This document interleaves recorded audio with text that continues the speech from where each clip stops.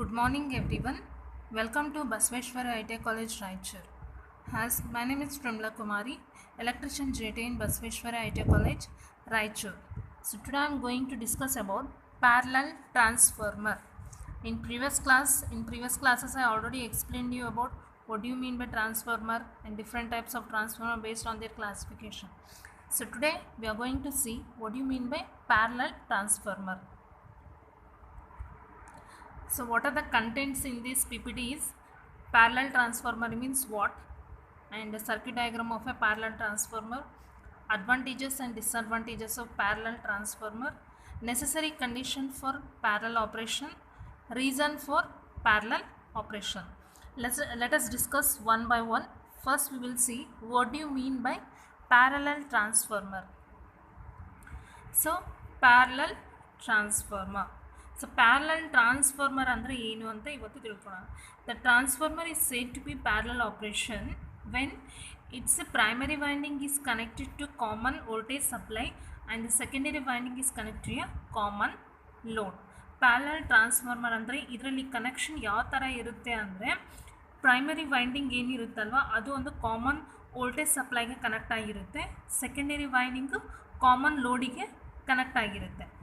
So ನಿಮಗೆ working ಯಾವ ಥರ ಇರುತ್ತೆ ಇಲ್ಲಿ ಕನೆಕ್ಷನ್ ಡಯಾಗ್ರಾಮ್ ನೋಡ್ಬೋದು ನೀವು. Circuit diagram of this is the circuit diagram of parallel transformer. As you can see ಇಲ್ಲಿ ನೀವೇನು ನೋಡ್ಬೋದು ಅಂದರೆ ಮೇಲ್ಗಡೆ transformer A, name it as A transformer A, ಕೆಳಗಡೆ ಟ್ರಾನ್ಸ್ಫಾರ್ಮರ್ ಬಿ ಅಂತ ಮೆನ್ಷನ್ ಮಾಡಿದ್ದಾರೆ. ಸೊ ಇಲ್ಲಿ ಟೂ ಟ್ರಾನ್ಸ್ಫಾರ್ಮರ್ ಹೆಂಗೆ ಕನೆಕ್ಟ್ ಆಗಿದೆ, ಅದು ಪ್ಯಾರಲಲ್ ಆಗಿ ಕನೆಕ್ಟ್ ಆಗಿದೆ. ಸೊ ಪ್ಯಾರಲಲ್ ಯಾವ ಥರ ಹೇಳ್ತಾರೆ ಅಂದರೆ ಇಲ್ಲಿ ನೀವು ಬೋತ್ ಓಕೆ ಟ್ರಾನ್ಸ್ಫಾರ್ಮರ್ ಎದು ಪ್ರೈಮರಿ ವೈಂಡಿಂಗ್, ಟ್ರಾನ್ಸ್ಫಾರ್ಮರ್ ಬಿದು ಪ್ರೈಮರಿ ವೈಂಡಿಂಗ್ ನೀವು ನೋಡಿದರೆ ಎರಡು ಒಂದು ಇವು ಏನಿದಾವಲ್ಲ ಇದು ಸಪ್ಲೈ ಬಸ್ ಅಂತ ಕರೀತಾರೆ. ಸೊ ಇದಕ್ಕೆ ನಾವು ಇಲ್ಲಿ ಏನು ಮಾಡ್ತೀವಿ, ಎರಡು ವೈಂಡಿಂಗ್ದು ಪ್ರೈಮರಿ ವೈಂಡಿಂಗ್ ಏನಿದೆ ಅಲ್ಲ ಅದು ಕಾಮನ್ ವೋಲ್ಟೇಜ್ ಸಪ್ಲೈಗೆ ಕನೆಕ್ಟ್ ಮಾಡಿರ್ತಾರೆ. ನೆಕ್ಸ್ಟ್ ಈ ಕಡೆ ಸೆಕೆಂಡರಿ ಸೈಡ್ ಔಟ್ಪುಟ್ ಸೈಡ್, ಇದನ್ನು ಇನ್ಪುಟ್ ಸೈಡ್ ಅಂತ ಕರೀತಾರೆ, secondary side output side load connect ಆಗಿರುತ್ತಲ್ವ ಇಲ್ಲೇನು ಮಾಡ್ತಾರೆ ಅಂದರೆ ಎರಡು ಸೆಕೆಂಡರಿ ವೈಂಡಿಂಗ್ದು ಅಂದರೆ ಟ್ರಾನ್ಸ್ಫಾರ್ಮರ್ ಎ ಇಂದು ಸೆಕೆಂಡರಿ ವೈಂಡಿಂಗ್, ಟ್ರಾನ್ಸ್ಫಾರ್ಮರ್ ಬಿ ಇಂದು ಸೆಕೆಂಡರಿ ವೈಂಡಿಂಗ್ ಇದು ಕಾಮನ್ ಲೋಡಿಗೆ ಕನೆಕ್ಟ್ ಮಾಡಿರ್ತಾರೆ. ಇದು ಸೊ ಈ ಥರ ಕನ್ಸ್ಟ್ರಕ್ಷನ್ ಆಗಿರೋದನ್ನು ಏನಂತ ಕರೀತಾರೆ ಅಂದರೆ ಪ್ಯಾರಲಲ್ ಟ್ರಾನ್ಸ್ಫಾರ್ಮರ್ಸ್ ಅಂತ ಕರೀತಾರೆ. ಸೊ ಪ್ಯಾರಲಲ್ ಆಗಿ ನಾವು ಯಾಕೆ ಕನೆಕ್ಟ್ ಮಾಡಬೇಕು ಟ್ರಾನ್ಸ್ಫಾರ್ಮರ್, ಸಿಂಗಲ್ ಫೇಸ್ ಟ್ರಾನ್ಸ್ಫಾರ್ಮರ್ ಇದೆ, 3 ಫೇಸ್ ಟ್ರಾನ್ಸ್ಫಾರ್ಮರ್ಸ್ ಅಂತ ಇದೆ. ಬಟ್ ಪ್ಯಾರಲಲ್ ಆಗಿ ಟ್ರಾನ್ಸ್ಫಾರ್ಮರ್ಸ್ ಯಾಕೆ ಕನೆಕ್ಟ್ ಮಾಡಬೇಕು ಅಂತ ನೋಡೋಣ. ಸೊ ಪ್ಯಾರಲಲ್ ಆಗಿ ನಾವು ಟ್ರಾನ್ಸ್ಫಾರ್ಮರ್ಸ್ ಆ ಥರ ಕನೆಕ್ಟ್ ಮಾಡಿದಾಗ ನಮ್ಗೆ ಏನೇನು ಅಡ್ವಾಂಟೇಜಸ್ ಅಂದರೆ ಫಸ್ಟ್ ಒನ್, ಆ ಥರ ಪ್ಯಾರಲಲ್ ಆಗಿ ನಾವು ಟ್ರಾನ್ಸ್ಫಾರ್ಮರ್ಸ್ ಅನ್ನೋದನ್ನು ಕನೆಕ್ಟ್ ಮಾಡ್ಕೋತಾ ಹೋದರೆ it increase the efficiency of the system ಅಂದರೆ ನಾವು ಏನು ವೋಲ್ಟೇಜ್ ಟ್ರಾನ್ಸ್ಫರ್ ಮಾಡಲಿಕ್ಕೆ ಸಿಸ್ಟಮ್ ಅಂತ ಯೂಸ್ ಮಾಡಿರ್ತೀವಲ್ಲ ಅದ್ರದ್ದೊಂದು ಎಫಿಷಿಯನ್ಸಿ ಇನ್ಕ್ರೀಸ್ ಮಾಡಲಿಕ್ಕೆ ನಾವು ಇಲ್ಲಿ ಪ್ಯಾರಲಲ್ ಆಗಿ ಟ್ರಾನ್ಸ್ಫಾರ್ಮರ್ ಅದನ್ನು ಕನೆಕ್ಟ್ ಮಾಡ್ತೀವಿ. ಅಂದರೆ ಫಸ್ಟ್ ಎಕ್ಸಾಂಪಲ್ ಏನಂದರೆ ಸಪೋಸ್ ಪ್ಯಾರಲಲ್ ಆಗಿ ನಾವು ಟ್ರಾನ್ಸ್ಫಾರ್ಮರ್ ಅನ್ನೋದನ್ನು ಕನೆಕ್ಟ್ ಮಾಡಿದರೆ ನಮಗೆ ಸಿಸ್ಟಮಿಂದ ಎಫಿಷಿಯನ್ಸಿ ಅನ್ನೋದು ಇನ್ಕ್ರೀಸ್ ಮಾಡ್ಬೋದು. Next makes the system more flexible and reliable. ಅಂದರೆ ಸಿಸ್ಟಮ್ ಅನ್ನೋದನ್ನು ಭಾಳಷ್ಟು ಫ್ಲೆಕ್ಸಿಬಲ್ ಆಗಿರುತ್ತೆ ಮತ್ತು ರಿಲೇಯಬಲ್ ಆಗಿ ಆ ಒಂದು ಕಂಡೀಷನ್ಸ್ನ ಇಡುತ್ತೆ. ಬಟ್ ಒಂದು ಡಿಸ್ಅಡ್ವಾಂಟೇಜ್ ಏನು ಅಂದರೆ it increases the short circuit current of the transformer. Okay, short circuit current ಏನಿರುತ್ತಲ್ಲ ಆ ಒಂದು ವ್ಯಾಲ್ಯೂನ ಇನ್ಕ್ರೀಸ್ ಮಾಡೋದು ಇದೊಂದು main disadvantage of the parallel transformer. Next ಇಲ್ಲಿ ಇನ್ನೊಂದು ಕಂಟೆಂಟ್ಸ್ ಏನು ಅಂದರೆ ಪ್ಯಾರಲಲ್ ಆಪ್ರೇಷನ್ಗೆ ಏನೇನು ರೀಸನ್ಸ್ ಏನು, ಪ್ಯಾರಲಲ್ ಆಪ್ರೇಷನ್ ಮಾಡಬೇಕಂದ್ರೆ ಏನೇನು ರೀಸನ್ಸ್, ಅದಕ್ಕೆ ಯೂಸ್ ಮಾಡಬೇಕು. Next necessary condition for parallel operation. First ನಮಗೆ ಪ್ಯಾರಲಲ್ ಆಪ್ರೇಷನ್ಗೆ ಏನು ರೀಸನ್ಸ್ ಅಂತ ನೋಡೋಣ. ನೆಕ್ಸ್ಟ್ ಪ್ಯಾರಲಲ್ ಆಪ್ರೇಷನ್ ಮಾಡಬೇಕು ಅಂದರೆ ಟ್ರಾನ್ಸ್ಫಾರ್ಮರ್ ಅಲ್ಲಿ ಕೆಲವೊಂದು ಕಂಡೀಷನ್ಸ್ ಅನ್ನೋದು ಅಪ್ಲೈ ಮಾಡಬೇಕಾಗುತ್ತೆ. So let us see one by one. Necessary condition for parallel operation. So ಈ ಒಂದು ಕಂಡೀಷನ್ಸ್ ಅನ್ನೋದು ನಮಗೆ ರಿಕ್ವೈರ್ಮೆಂಟ್ ಇರುತ್ತೆ. ಸಪೋಸ್ ನಾವು in case if you want to operate the transformers in parallel ಆಗಿ ನಾವು ಟ್ರಾನ್ಸ್ಫಾರ್ಮರ್ ಅನ್ನೋದನ್ನು ಆಪ್ರೇಟ್ ಮಾಡಬೇಕಾದ್ರೆ ನಾವು ಕೆಲವೊಂದು ಕಂಡೀಷನ್ಸ್ ಅನ್ನೋದು ಅಪ್ಲೈ ಮಾಡ್ತಾರೆ. ಸೊ ಇಲ್ಲಿ ಮೇನ್ 2 ಕಂಡೀಷನ್ಸ್ ಏನು ಅಂದರೆ one is that polarities of the transformer must be same. Polarities ಅನ್ನೋದು ಏನಿರುತ್ತಲ್ಲ, ಪ್ಲಸ್ ಅದಿರ್ಬೋದು ಸೈನ್ಸ್ ಏನಿರ್ತಾವಲ್ಲ ಅವು ಯಾವಾಗಲೂ ಏನಿರಬೇಕು, ಎರಡು ಟ್ರಾನ್ಸ್ಫಾರ್ಮರ್ದು ಸೇಮ್. ಅಂದರೆ ನಾವು ಎಷ್ಟು ಪ್ಯಾರಲಲ್ ಆಗಿ ಕನೆಕ್ಟ್ ಮಾಡ್ತೀವಲ್ಲ ಟ್ರಾನ್ಸ್ಫಾರ್ಮರ್ಸ್ ಅಷ್ಟರಿಗೂ ಟ್ರಾನ್ಸ್ಫಾರ್ಮರ್ದು ಪೊಲಾರಿಟಿ ಅನ್ನೋದು ಸೇಮ್ ಇರಬೇಕು. Next Another condition is that the turns ratio of should be equal. ಅಂದರೆ ಟರ್ನ್ಸ್ ರೇಷೋ ನಾವು ಈಗ ಟ್ರಾನ್ಸ್ಫಾರ್ಮರ್ ಎ ಇಂದು ಪ್ರೈಮರಿ ಟರ್ನ್ಸ್ 3 ಅಂತ ಇಟ್ಟರೆ ಟ್ರಾನ್ಸ್ಫಾರ್ಮರ್ ಬಿ ಇಂದು ಪ್ರೈಮರಿ ಟರ್ನ್ಸ್ನು 3 ಅಂತ, ಈ ಥರ ಟರ್ನ್ಸ್ ರೇಷೋನು ಅದರಲ್ಲಿ ಸೇಮ್ ಆಗಿ ಇರಬೇಕು. ಇದೊಂದು ಕಂಡೀಷನ್. ಫಸ್ಟ್ ಒನ್ ಏನು, ಪೊಲಾರಿಟಿ ಅನ್ನೋದು ಸೇಮ್ ಇರಬೇಕು ಎಲ್ಲ ಟ್ರಾನ್ಸ್ಫಾರ್ಮರ್ದು. ಎರಡನೇ ಕಂಡೀಷನ್ನು ಟರ್ನ್ಸ್ ರೇಷೋ ಅನ್ನೋದು ಎಲ್ಲ ಟ್ರಾನ್ಸ್ಫಾರ್ಮರ್ಗೂ ಸೇಮ್ ಇರಬೇಕು. Next voltage ratio must be same. ಎಲ್ಲ ಟ್ರಾನ್ಸ್ಫಾರ್ಮರಿಂದ ವೋಲ್ಟೇಜ್ ಅನ್ನೋದು ರೇಷೋ ಏನಿರುತ್ತೆ ಅದು ಸೇಮ್ ಆಗಿರಬೇಕು. ಸೊ ಇವು ಅಲ್ಲದೆ ಇನ್ನೂ ಡಿಸೈರಬಲ್ ಕಂಡೀಷನ್ 2 ಕಂಡೀಷನ್ ಇದ್ದಾವೆ. ಏನು ಅಂತ, the voltage at full load across the transformer internal impedance should be equal. Full load, okay, voltage at the full load ಏನಿರುತ್ತಲ್ವ ಅಲ್ಲಿ ಇಂಟರ್ನಲ್ಸ್ ಇಂಪಿಡೆನ್ಸ್ ಅನ್ನೋದು ಏನಿರುತ್ತೆ ಟ್ರಾನ್ಸ್ಫಾರ್ಮರ್ ಇದು ಅದು ಈಕ್ವಲ್ ಆಗಿ ಇರಬೇಕು. ನೆಕ್ಸ್ಟ್ ಏನು ಅಂದರೆ the ratio of their winding resistance to reactance.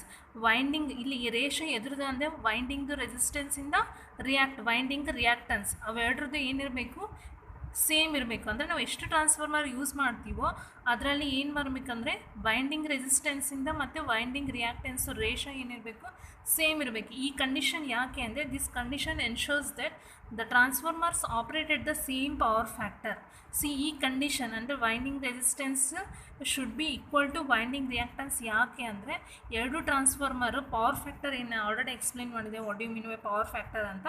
On the power factor ಅನ್ನೋದು ಎಷ್ಟು ಟ್ರಾನ್ಸ್ಫಾರ್ಮರ್ ಯೂಸ್ ಮಾಡ್ತೀವೋ ಎಲ್ಲದು ಸೇಮ್ ಕಂಡೀಷನಲ್ಲಿ ಸೇಮ್ ಪವರ್ ಫ್ಯಾಕ್ಟರ್ ಮೇಲೆ ಆಪ್ರೇಟ್ ಮಾಡಲಿಕ್ಕೆ ಈ ಒಂದು ರೇಷೋ ಏನಿದೆ ಅಲ್ವಾ ಇದು ಇಂಪಾರ್ಟೆಂಟ್. ನೆಕ್ಸ್ಟ್ ಏನು ಅಂದರೆ the sharing their active power and reactive volt ampere according to their ratings.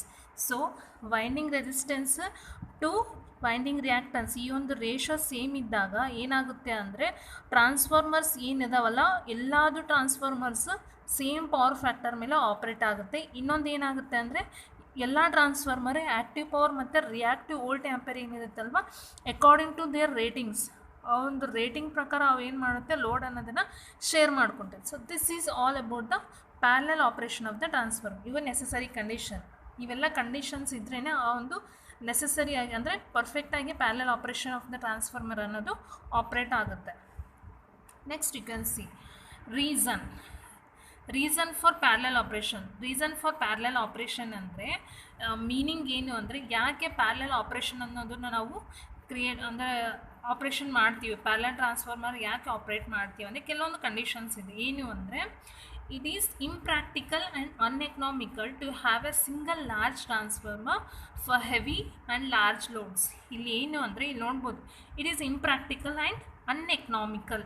It is nothing but only single large ಟ್ರಾನ್ಸ್ಫಾರ್ಮರ್ನ ಯೂಸ್ ಮಾಡಿ, ಓಕೆ, ಹೆವಿ ಲೋಡ್ಗೆ ಲಾರ್ಜ್ ಲೋಡ್ಗೆ ನಾವು ಲಾರ್ಜ್ ಟ್ರಾನ್ಸ್ಫಾರ್ಮರ್ ಅನ್ನೋದನ್ನು ಯೂಸ್ ಮಾಡೋಕ್ಕೆ ಅಲ್ಲಿ ಪ್ರಾಕ್ಟಿಕಲ್ ಆಗಿ ನಾವು ಅಲ್ಲಿ ಯೂಸ್ ಮಾಡೋಕ್ಕೆ ಆಗಲ್ಲ. ಹೆವಿ ಲೋಡ್ಗೆ ಲಾರ್ಜ್ ಲೋಡ್ಸ್ಗೆ ಈ ಒಂದು ಸಿಂಗಲ್ ಲಾರ್ಜ್ ಟ್ರಾನ್ಸ್ಫಾರ್ಮರ್ ಯೂಸ್ ಮಾಡೋಕ್ಕೆ ಅನ್ಎಕನಾಮಿಕಲ್ ಇರುತ್ತೆ, ಇಂಪ್ರಾಕ್ಟಿಕಲ್ ಆಗಿ ಇರುತ್ತೆ. ಸೊ ಅದರ ಸಲುವಾಗಿ ಈ ಒಂದು parallel operation of the transformer ಅನ್ನೋದು wise decision to connect a number of parallel transformer in parallel. Because ಇಲ್ಲಿ ನೋಡಿದ್ವಿ ಸಿಂಗಲ್ ಟ್ರಾನ್ಸ್ಫಾರ್ಮರಿಂದ ನಾವು ಲಾರ್ಜ್ ಲೋಡ್ನ ಹೆವಿ ಲೋಡ್ಸ್ನ ಅದು ಮಾಡೋಕ್ಕೆ ಆಗಲ್ಲ, ಟ್ರಾನ್ಸ್ಫರ್ ಮಾಡೋಕ್ಕೆ ಆಗಲ್ಲ. ಅದ್ರ ಸಲುವಾಗಿ ಈ ಒಂದು ಪ್ಯಾರಲಲ್ ಆಪ್ರೇಷನ್ ಅಂದರೆ ಪ್ಯಾರಲಲ್ ಆಗಿ ನಾವು ಟ್ರಾನ್ಸ್ಫಾರ್ಮರ್ಸ್ ಅನ್ನೋದು ಕನೆಕ್ಟ್ ಮಾಡಿದ್ರೆ ಅಲ್ಲಿ ಏನಾಗುತ್ತೆ ನಾವು ಹೆವಿ ಲೋಡ್ ಲಾರ್ಜ್ ಲೋಡ್ಸ್ ಅನ್ನೋದನ್ನು ನಾವು ಅಲ್ಲಿ ಅಪ್ಲೈ ಮಾಡ್ಬೋದು. ನೆಕ್ಸ್ಟ್ ಇನ್ನೊಂದು ರೀಸನ್ ಏನು ಅಂದರೆ ಇನ್ ಸಬ್ಸ್ಟೇಷನಲ್ಲಿ the total load require may be supplied by an appropriate number of transformer of standard side. Has a result this reduces the spare capacity of the ಸಬ್ಸ್ಟೇಷನಲ್ಲಿ ನಮ್ಗೆ ಏನು ಲೋಡ್ ರಿಕ್ವೈರ್ಮೆಂಟ್ ಇರುತ್ತಲ್ವ ಅದು number of ಟ್ರಾನ್ಸ್ಫಾರ್ಮರೇ, okay, to the standards ಅದ್ರ ಮೇಲೆ depend ಆಗಿರುತ್ತೆ. Suppose has a result this reduces the spare capacity of the substation. ಈಗ ಒಂದೇ ಟ್ರಾನ್ಸ್ಫಾರ್ಮರ್ ಯೂಸ್ ಮಾಡಿದಾಗ, ಓಕೆ, ಅಲ್ಲಿ ಏನಾಗುತ್ತೆ ಒಂದು ಸ್ಟ್ಯಾಂಡರ್ಡ್ ಸೈಜ್ ಅನ್ನೋದು ಟ್ರಾನ್ಸ್ಫಾರ್ಮರೇ ಇರುತ್ತೆ. ಸೊ ಅಲ್ಲಿ ಈ ಥರ ಒಂದು large transformer single transformer use ಮಾಡಿದಾಗ ಅಲ್ಲಿ ಸಬ್ಸ್ಟೇಷನಲ್ಲಿ ಸ್ಪೇರ್ ಕೆಪಾಸಿಟಿ ಅನ್ನೋದು ರೆಡ್ಯೂಸ್ ಆಗುತ್ತೆ. ಅದರ ಸಲುವಾಗಿ ಈ ಒಂದು ಪ್ಯಾರಲಲ್ ಟ್ರಾನ್ಸ್ಫಾರ್ಮರ್ ಅನ್ನೋದು ವೆರಿ ಇಂಪಾರ್ಟೆಂಟ್. ನೆಕ್ಸ್ಟ್ ಇನ್ನೊಂದು ರೀಸನ್ ಏನು ಅಂದರೆ if the transformer are connected in parallel, suppose ನಾವು ಪ್ಯಾರಲಲ್ ಆಗಿ ಟ್ರಾನ್ಸ್ಫಾರ್ಮರ್ ಕನೆಕ್ಟ್ ಮಾಡಿದರೆ so there will be a scope in ಫ್ಯೂಚರಲ್ಲಿ ಸ್ಕೋಪ್ ಇರ್ಬೇಕು. ಏನು scope? For expansion of substation to supply load behind the capacity of the transformer already instead. Suppose ಈಗ substation ಅಂದರೆ ಒಂದು 11 kV ಅಂತ ಇರುತ್ತೆ, ಅದರಲ್ಲಿ ನಾವು ಡಿಫ್ರೆಂಟ್ ಪ್ಯಾರಲಲ್ ಟ್ರಾನ್ಸ್ಫಾರ್ಮರ್ಸ್ನ ಕನೆಕ್ಟ್ ಮಾಡಿರ್ತೀವಿ. ಸೊ ಪ್ಯಾರಲಲ್ ಟ್ರಾನ್ಸ್ಫಾರ್ಮರ್ಸ್ ಆಗಿ ಕನೆಕ್ಟ್ ಮಾಡಿದರೆ ಸಬ್ಸ್ಟೇಷನಲ್ಲಿ ಸಪೋಸ್ ನಮಗೆ ಇಲ್ಲಿ ನೋಡ್ಬೋದು to supply load behind the capacity. Suppose ನಮಗೆ 11 kV ಇದೆ, ಅದಕ್ಕಿಂತ ಮೇಲೆ ಏನಾದರೂ ಪವರ್ ಒಂದು ಸಬ್ಸ್ಟೇಷನಿಂದ ನಾವು ಕಳಿಸ್ಬೇಕು ಅಂದರೆ ನಾವಲ್ಲಿ ಏನು ಮಾಡಬೇಕು? ಎಕ್ಸ್ಟ್ರಾ ಟ್ರಾನ್ಸ್ಫಾರ್ಮರ್ ಅನ್ನೋದನ್ನು ಇನ್ಸ್ಟಾಲ್ ಮಾಡಬೇಕಾಗುತ್ತೆ. ಬಟ್ ಅವಾಗಿಂದವಾಗೆ ನಾವು ಅಷ್ಟು ಟ್ರಾನ್ಸ್ಫಾರ್ಮರ್ ಅನ್ನೋದನ್ನು ಇನ್ಸ್ಟಾಲ್ ಮಾಡೋಕ್ಕೆ ಆಗಲ್ಲ. So before only if we connect ಅಂದರೆ ಬಿಫೋರ್ ಓನ್ಲಿ ನಾವು ಈ ಥರ parallel single phase transformers parallel ಆಗಿ ನಾವು ಕನೆಕ್ಟ್ ಮಾಡಿದಾಗ ಏನಾಗುತ್ತೆ, ನಮಗೆ ಲೋಡ್ ಬಿಹೈಂಡ್ ದ ಕೆಪಾಸಿಟಿ, ನಮ್ಮ ಕೆಪಾಸಿಟಿ ಎಷ್ಟಿದೆ ಅದಕ್ಕಿಂತ ಜಾಸ್ತಿ ನಾವು ಅಲ್ಲಿ ಏನು ಮಾಡ್ಬೋದು? ಪವರ್ ಅನ್ನೋದನ್ನು ಡೆಲಿವರಿ ಮಾಡ್ಬೋದು. ಸಪೋಸ್ ಆಲ್ರೆಡಿ ನಾವು ಟ್ರಾನ್ಸ್ಫಾರ್ಮರ್ ಅನ್ನೋದನ್ನ ಪ್ಯಾರಲಲ್ ಆಗಿ ಇನ್ಸ್ಟಾಲ್ ಮಾಡಿದರೆ. Okay, next, if there will be any breakdown of a transformer in a system of a transformers connected in parallel, there will be no interruption of power supply for essential service. Suppose ನಾವೀಗ parallel ಆಗಿ ಟ್ರಾನ್ಸ್ಫಾರ್ಮರ್ಸ್ನ connect ಮಾಡಿ run ಮಾಡ್ತಾ ಇದ್ದೀವಿ.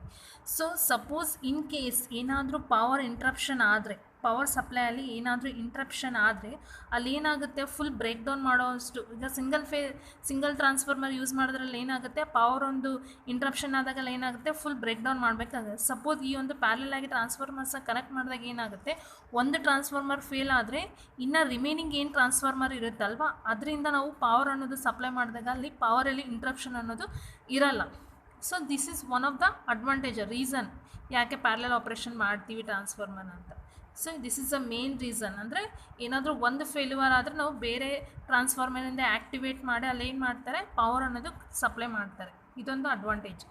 Next ಇನ್ನೊಂದು ಏನು ಅಂದರೆ, if any of the transformer from the system is taken out of service for its maintenance and inspection, the continuity of the supply will not get disturbed. Suppose ಏನಾದರೂ ಒಂದು transformer ಅಲ್ಲಿ out of service ಇದ್ದು it's maintenance ಮಾಡಬೇಕು ಮತ್ತು inspection ಮಾಡೋದು ಅಂತ ಒಂದು ಟ್ರಾನ್ಸ್ಫಾರ್ಮರ್ದಿದ್ದರೆ ಅಲ್ಲೇನಾಗುತ್ತೆ? ಇಲ್ಲಿ ಸಪ್ಲೈ ಅನ್ನೋದು ಡಿಸ್ಟರ್ಬ್ ಆಗಲ್ಲ. ಯಾಕಂದರೆ ನಾವು ಪ್ಯಾರಲಲ್ ಆಗಿ ನಾವು ಡಿಫ್ರೆಂಟಾಗಿ ಟ್ರಾನ್ಸ್ಫಾರ್ಮರ್ನ ಕನೆಕ್ಟ್ ಮಾಡಿರ್ತೀವಿ.